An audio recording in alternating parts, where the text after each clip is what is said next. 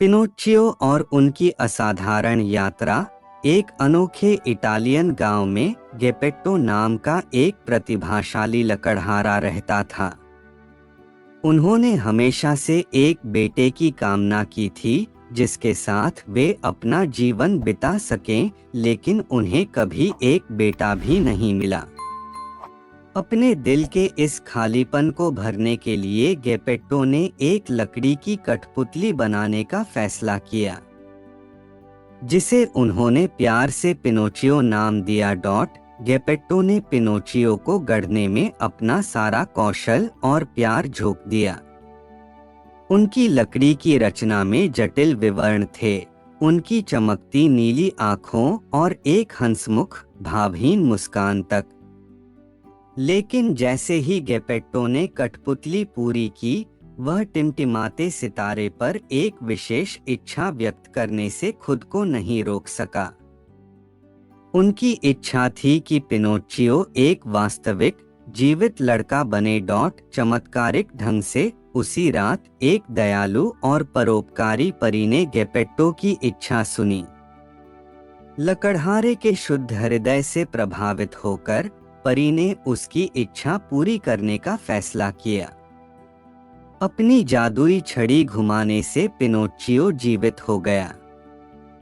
उसने अपनी लकड़ी की आंखें झपकाईं, अपने लकड़ी के हाथ पैर फैलाए और गेपेट्टो को आश्चर्यचकित करते हुए एक वास्तविक जीवित लड़का बन गया।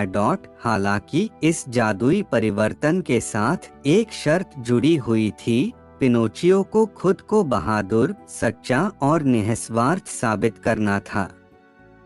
परी का मानना था कि केवल इन गुणों को सीखकर ही वह वास्तव में एक वास्तविक लड़का बन सकता है। पिनोचियो जिज्ञासा और दुनिया का पता लगाने की उत्सुकता से भरा हुआ था, लेकिन उनकी साहसिक भावना अक्सर उन्हें मुसीबत में डाल देती थी। उसे छोटे छोटे झूठ बोलने और बड़े बड़े वादे करने की आदत थी, जिन्हें वह पूरा नहीं कर पाता था।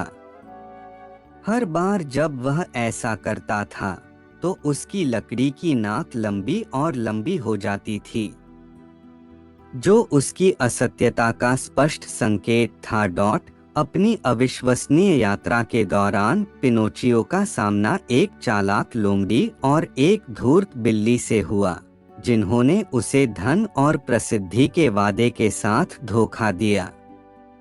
उन्होंने उसे भटका दिया, लेकिन पिनोचियो के अच्छे इरादे अंततः जीत गए। अपने पूरे साहसिक कार्य के दौरान पिनोचियो ने पक्के दोस्त बनाए। जिमिनी क्रिकेट, एक बुद्धिमान और वफादार कीट, उसका निरंतर साथी और विवेक बन गया। जिमिनी के मार्गदर्शन से पिनोचियो ने ईमानदारी, दयालुता और जिम्मेदारी के बारे में सीखा। उन्होंने पाया कि सच्चा धन धन और प्रसिद्धि में नहीं, बल्कि किसी के दिल की अच्छाई में मापा जाता है। जैसे जैसे पिनोचियो की यात्रा जारी रही, उसे कई चुनौतियों और प्रलोभनों का सामना करना पड़ा, यहाँ तक कि उसे एक विशाल व्हेल ने भी निगल लिया था। लेकिन अपनी बहादुरी और नए गुणों के माध्यम से वह जानवर के पेट से बचने और सुरक्षित घर लौटने में कामयाब रहा।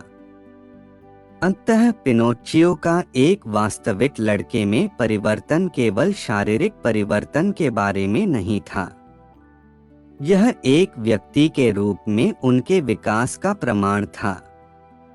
उसने सच्चाई का मूल्य, वादे निभाने का महत्व और दूसरों की मदद करने की खुशी सीख ली थी। उसकी लकड़ी की नाक का बढ़ना बंद हो गया था और उसका हृदय प्रेम और सहानुभूति से फैल गया था। पिनोचियो की कहानी हमें सिखाती है कि एक वास्तविक व्यक्ति बनने का मार्ग केवल दिखावे में नहीं, बल्कि हमारे कार्यों और चरित्र में निहित है।